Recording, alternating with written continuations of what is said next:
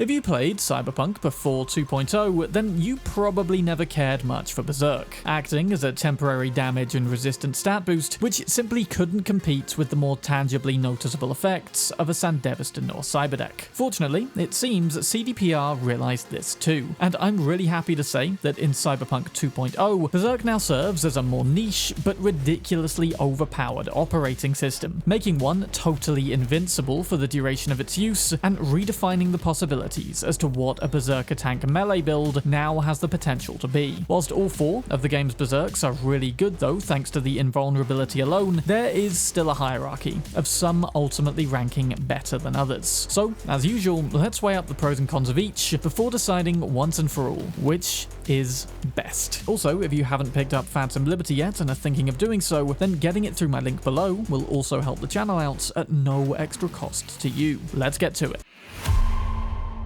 As usual though, first let's establish the generally optimal build to go for when using Berserk. Very, very important for this OS especially, since it only allows for the use of melee weapons whilst it's active, implying, therefore, that that's where we ought to spec into, buying very heavily into body, reflex and tech, whilst utterly neglecting cool and intelligence. Definitely grab up most of these blunt weapon perks, especially aiming for Savage Sling, as that one's just incredibly powerful and fun. Then, the central node will improve our health prospects, which is going to be crucial since this build is always going to be in the thick of the fight. And if you want to, then spec into shotguns too. Not relevant to Berserk per se, but always good to have at least one gun for ranged combat if necessary. In reflexes, air dash is something I can no longer live without in any build, and this whole tree will make jumping between enemies much quicker. Blades work pretty well with Berserk, but aren't necessarily needed, so up to you with this one. Finally, tech, with our main priority being the central tree, allowing us to unlock even more Cyberware for greater damage and resistance, which is going to be crucial here for staying alive in combat once Berserk ends. Eventually, you'll want to be buying up the David Martinez Edge Runner perk, though of course earlier game Berserk users can definitely live without this. You can also spec into grenades a bit if you want, but again, not strictly necessary, since you can't actually use them whilst Berserk is active. Got all that? Good. Now for Cyberware.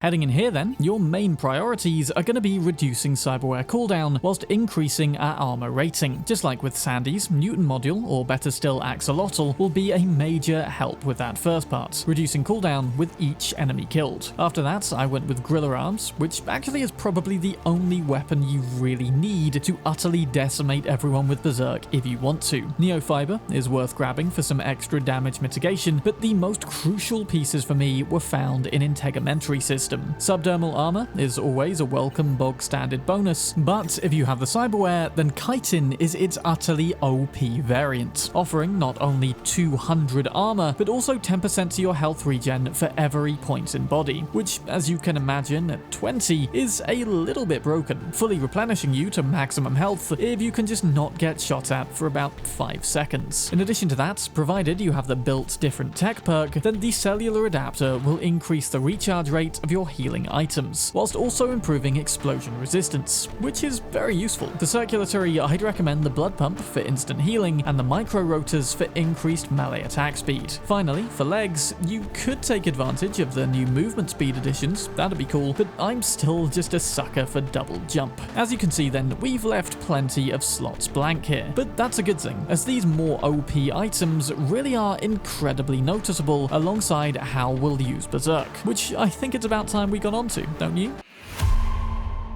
Bottom of this list then should be pretty obvious. The Militech Berserk does the basic fundamentals that come with any model, and precious little more, preventing health from falling below 25%, stopping item and gun use, as well as removing any stamina drain when swinging at melee weapons, which is the other brilliant part about Berserks. For each enemy neutralized during its use then, you'll get 25% health back once the effect ends, so best get as many of those as you can if you want to stay alive once it's worn off. 5. It lasts for 8 seconds at tier 2, 11 at tier 5, and ranges from a 60 to 35 second cooldown, I believe. Bear in mind, unlike with the Sandevistons, ending Berserk's use early will not mean a faster recharge. It will always replenish from empty no matter what, so worth using it all in one go. Also, I didn't mention this in the Sandeviston video, but all of these now should be available from every Ripper in Night City, with Ripper-specific cyberware no longer really being a thing, save for some Dogtown exclusives. Back to the Militech though, and basically this one is the literal epitome of nothing special. Not quite a cheap frickin' knockoff, since it does do what it says on the tin, but I am tempted to refer to it as the "we have Berserk at home" model, though perhaps that would better describe the TNT Warp Dancer Sandeviston now. Anyway, at least this one costs the lowest in cyberware, and rightfully so, for what little you get. Plus, it should be available from about level 10, though only worth grabbing then over the Biodyne if you are seriously tight on cyberware. All of this said, I am actually really pleasantly surprised as to just how effective this very basic Berserk still was. And truly, in a pinch, and with the right supporting build, this really is all you actually need. Jumping into the midst of combat with my hammer, Satorian fists, the temporary invincibility made a huge difference, providing me a ton of time to lay into enemies, throw them at each other, and then running away and being slightly more tactful until the Berserk recharges. Truly, I was so surprised by just how much Berserk has been buffed in this version, and I think limiting it to one style of play but increasing its power like this was absolutely the way to go in making it stack up alongside the Sandy and Cyberdeck. And now all I want to do is go back and run an entire playthrough with this thing. Being in the thick of the fights is actually way less easy now with most 2.0 builds due to the increased difficulty, so I think Berserk now is kind of their answer to rebalancing that fact. Still, each of the other 3 models do have something else going for them, aside from these standard effects, naturally placing them above this one. Next then is the Zetatech Berserk. Unlockable from tier 3 at level 20, the primary draw of this model is that it enables the superhero landing, a now really decent feature as opposed to before, which is now manually activated when holding a blunt weapon in mid-air. Additionally, it provides a reduction in full damage to support this feature, and this is one of the coolest and best ways to enter a fight, slamming into the ground from above like Thor or Iron Man, generating a devastating shockwave. But whilst this is the only Berserk to technically come with that feature now, it actually isn't, like, at all. And provided you're already using a Berserk-oriented build, it's pretty likely you should already have the perk which enables this at any time, Berserk or not. That said, mind you, if Berserk is something you're just testing out and don't have that perk, then this, to be fair, is the best way to experience the superhero landing feature. Now, I can see exactly what it's going for. Much like the Zetatech Sandy, this thing is encouraging you to get in the air and rain down death from above, which is great for entering a small fight which will then be over quickly, but I find continually reaching higher ground to perform body slams in more drawn-out fights is just more of a faff and a waste of Berserk time than just hitting or punching everyone from standing level. Mind you, we do get an increase to attack speed on top of this, which is helpful, though compared to the 2 Berserks above this, it is the lowest attack speed multiplier. Still, worth grabbing over the Militech though on that alone, though this one does also come with a slightly better duration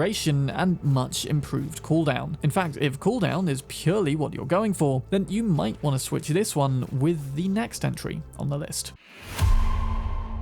The Biodyne Berserk is essentially the Militech, except it just comes with a ton of bonus attack speed, crit chance, and insane crit damage. Now, all Berserks are clearly oriented for offense across the board, but this one really leans into those features even more, with reflex instead of body attunement being another deviation from the norm, allowing you to have a total of 40% extra crit chance with this thing at 20 reflexes. Basically, every other hit almost will be a massively overpowered critical, letting you take out more enemies in less time. Therefore, despite sharing the Militech's cooldown, which is worse than the Zetatech, I think it is on balance just more powerful, not to mention available earlier. Seriously, this thing could carry you through the entire game if you wanted it to, and at the only slightly more costly 20 capacity compared to the Militech's 12. On the whole, if we factor increased attack speed into that massively increased crit factor as well, then you are getting 8 to 11 seconds of being a super quick, insanely powerful punching, godlike tank. Remember, stamina doesn't drain during Berserk either, making the effect even more powerful, though consider perhaps using a fast-hitting weapon like Gorilla Arms or even a sword to more frequently get those crit hits. Sasquatch's hammer, for example, is a decent heavy-hander, but being slower and more powerful often means the extra crit damage is wasted, since enemies would likely have been killed or at least toppled from a regular swing anyway. Just like with the Sandeverstons though, Militech has cooked up an incredibly special later game treat for us. Easily the best Sandeverston here on balance, just not unlockable until at least level 30, and costing a significantly higher 35 Cyberware. What you do get for this though, unlike the other Berserks, is total and utter damage and vulnerability. Rather than coming out of a usage at 25% health, you should exit instead at pretty much maximum, especially useful for tougher fights and giving you more time to escape the danger zone after Berserk ends before dying. It's also just incredibly cool to see all these shots hitting you to literally zero effect. The attack speed bonus is also on scale with the Biodyne, 30% at tier 5, but rather than crit bonuses, we instead this time get a plus 20% to movement speed, which is better, arguably, in a fight where enemies are more spread out, but not as useful as the extra damage, of course, when they're clumped together. Which is overall more useful on balance then is tough to say, definitively, though this Berserk does have a slightly longer duration and better cooldown than the Biodyne, which itself provides another advantage, though this all can be improved even further when using this thing optimally, by activating it when you're at low health. If you switch this one on with just 20% health remaining, you'll be granted an insane plus 50% to all attacks whilst Berserk is active, no doubt keeping up then with all the crit bonuses of the Biodyne, though bear in mind this damage bonus will go down as health regenerates. Not that I'd recommend opting out of health regen perks, since doing a bit more damage means absolutely nothing if you aren't surviving the attack which comes after. Essentially, the Militech Berserk is the most powerful form of invulnerable rage mode on offer, and absolutely worth having if you've Cyberware capacity and eddies in abundance. That said, it may still be worth just sticking with the less badass but also less expensive Biodyne. It all depends on how reliant you are on Berserk during fights, and just how long you can hold your own whilst it recharges. Now that was a tough list, save for the Militech, of course, but comment below your favourite of these four, as well as whether you'll actually be giving Berserk a try now that it's really good in Update 2.0. I'd personally seriously recommend it. As always, thanks to the supporters on Patreon for supporting the channel and allowing me the freedom to keep videos free of annoying sponsorships for products I just don't use. You can donate from as little as £1 a month for your name in each video and early access to content. Thank you for watching, please try out Berserk, it's so fun now. I'm Bram, and I'll see you soon in another video, probably about Cyberdex.